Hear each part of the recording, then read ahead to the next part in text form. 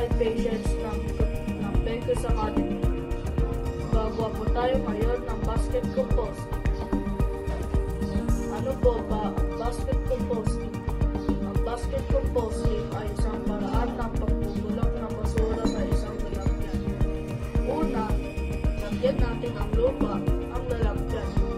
Pangalawa, lagyan natin ng balat ng gulay at prutas sa pangatlo, lagyan natin ng tuyong dahon at tape. Pang-apat, lagyan natin ng eggshells. Pang-lima, lagyan ulit natin ng lupa ang lalagyan. At diligan natin ito. At takpan na natin.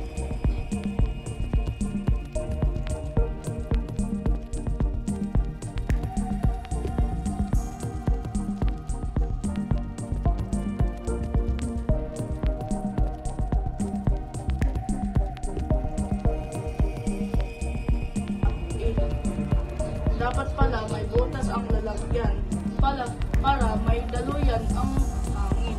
At itaob ito at ilagay sa init.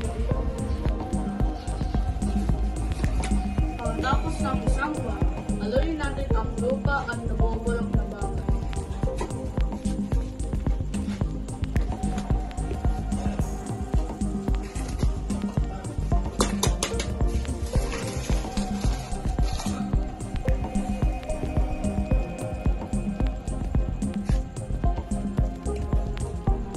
Pwede natin ito gamitin ang organikong pataba para sa halaman.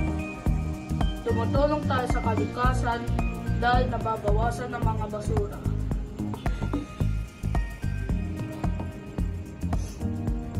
Salamat po sa pagnonood. Bye-bye!